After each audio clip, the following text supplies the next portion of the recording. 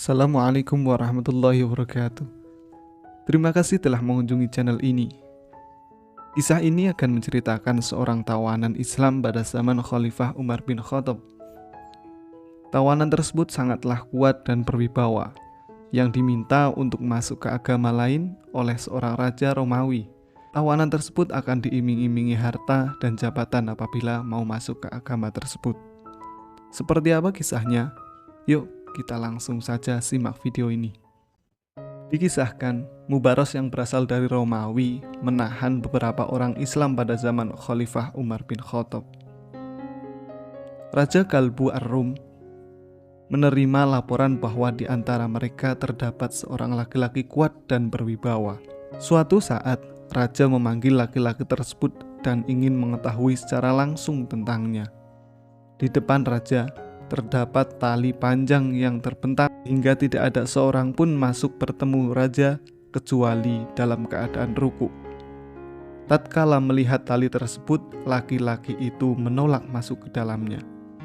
Niscaya aku malu kepada Muhammad SAW karena masuk ke rumah seorang kafir dengan keadaan ruku, tegasnya. Selanjutnya, raja memerintahkan pasukan menghilangkan tali penghalang agar laki-laki itu bisa masuk. Kemudian laki-laki tersebut pun bersedia memasukinya. Di sana, raja berbicara dengan laki-laki kuat itu cukup lama. Beberapa saat kemudian, raja memberikan tawaran kepadanya. "Masuklah ke dalam agama kami. Nanti aku akan memasangkan sendiri cincinku di tanganmu. Lalu aku akan memberikan jabatan di Romawi. Kamu dapat melakukan apa saja, terserah kamu," ucap sang raja. "Berapa kekayaan dunia yang dimiliki Romawi?" tanya laki-laki kuat itu. "Sepertiga atau seperempat dunia," jawab sang raja. "Seandainya dunia berisi penuh emas serta perhiasan-perhiasan dan pemilikannya memberikan semua kepadaku sebagai pengganti dari mendengarkan azan selama sehari, niscaya aku tidak menerimanya." "Apa itu azan?" tanya sang raja. "Azan adalah aku bersaksi tidak ada Tuhan selain Allah dan Muhammad adalah Rasulullah. Sungguhnya cinta kepada Muhammad telah teguh dalam hatinya, maka tidak mungkin ia menarik agamanya pada saat ini," kata raja kepada punggawa. Selanjutnya, raja menurunkan perintah agar menyiapkan tempayan yang besar di atas api. Lalu tempayan tersebut diisi air. "Apabila air mendidih, lemparlah dia ke sana," perintah sang raja. Ketika laki-laki kuat itu dilempar ke dalam tempayan, ia membaca Bismillahirrahmanirrahim. Tiba-tiba ia mampu menembus tempayan tersebut dari satu sisi menuju sisi yang lain. Semua itu semata-mata karena kekuatan Allah Subhanahu wa Ta'ala. Pihak kerajaan pun kagum melihat pemandangan ini. Raja yang juga menyaksikan peristiwa tersebut memerintahkan pasukan mendudukan laki-laki kuat tersebut ke dalam rumah gelap dan membiarkannya tanpa makanan dan minuman. Raja juga memerintahkan para punggawanya agar memberikan daging babi dan khomer selama 40 hari. Mereka melaksanakan titah raja. Setelah 40 hari, pintu tahanan dibuka. Namun betapa mengejutkan, semua hidangan masih seperti semula.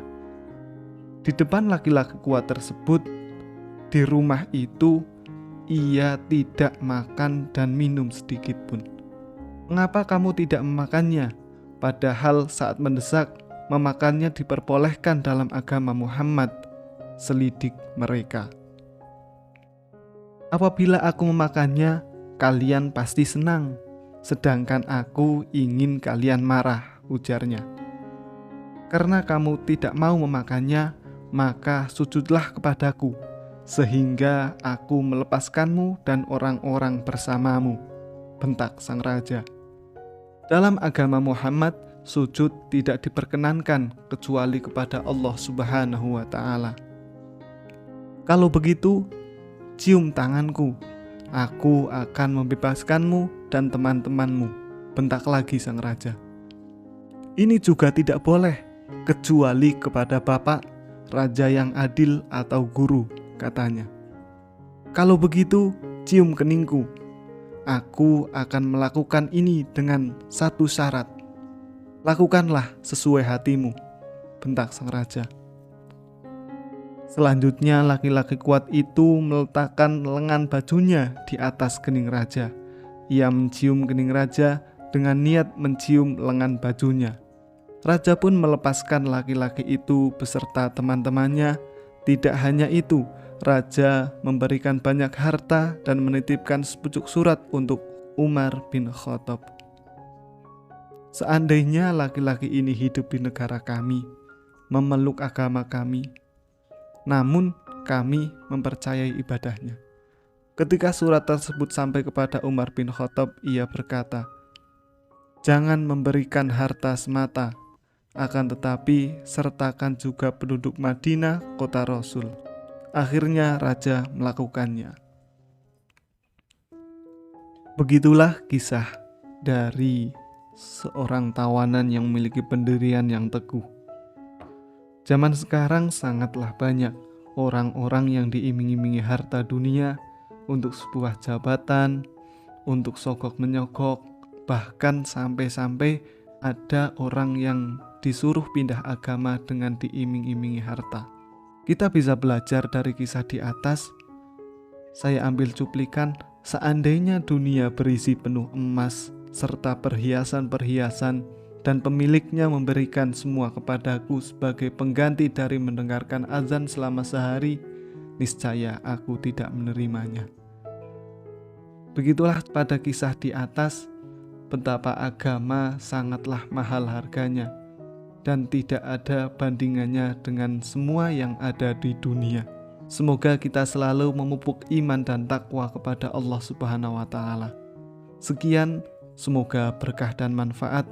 Terus dukung channel ini. Terima kasih. Wassalamualaikum warahmatullahi wabarakatuh.